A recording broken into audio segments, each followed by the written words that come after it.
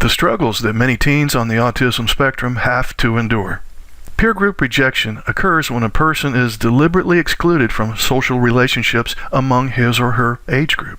Unfortunately, this phenomenon is common for teens with Asperger's and high-functioning autism, or HFA. Research dealing with the implications of peer group rejection on later development suggests that Asperger's and HFA teens experiencing continuous rejection often experience a decline in their self-image, a state of despair, behavioral difficulties, loneliness and seclusion, and in some cases, serious emotional disturbances.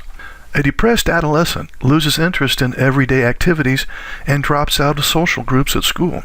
An adolescent who feels rejected may spend too much time on social networking sites and lose touch with peers. Moodiness and erratic behavior can drive an Asperger's or HFA adolescent away from his peers. Some adolescents on the autism spectrum may be ostracized by their peers because they either excel academically or underachieve. Fitting in is important to teens, but those who stand out are often pushed to the fringes of social groups.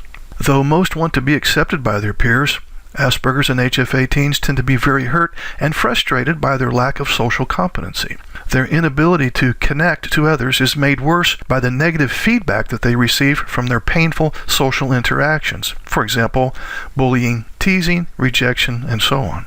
For the Asperger's or HFA teen who has poor social skills or struggles to build friendships, the idea of interaction with peers is extremely unappealing. Many of these young people can't think of anything they would hate more than being forced to be outgoing. And who can blame them? Nobody enjoys doing things they suck at. Adolescent culture is social by nature. Teens tend to move around in groups of people their own age. Thus, an adolescent who is isolated, either by chance or choice, is at a distinct disadvantage and is often treated as an outcast.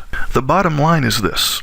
Teens on the autism spectrum have a developmental disability, which simply means that their emotional age is much younger than their chronological age. So, for example, your 16-year-old son is emotionally more like a 12-year-old, yet he is thrown in with a bunch of 16-year-old classmates. Thus, the odds are high that he has already had numerous uncomfortable peer encounters at school.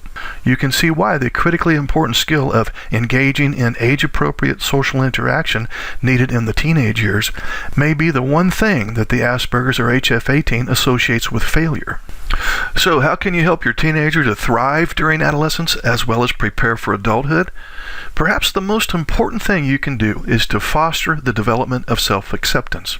The primary aspect of Asperger's and HFA is the problem of human connectedness, that is, reciprocity.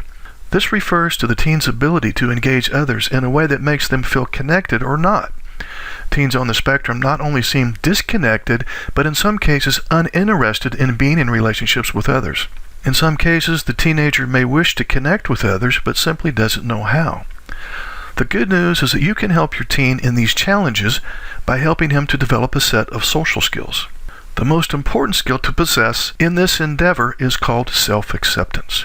With self-acceptance, your teen will be able to capitalize on his strengths rather than trying to fix his weaknesses, yet he accepts his weaknesses for what they are.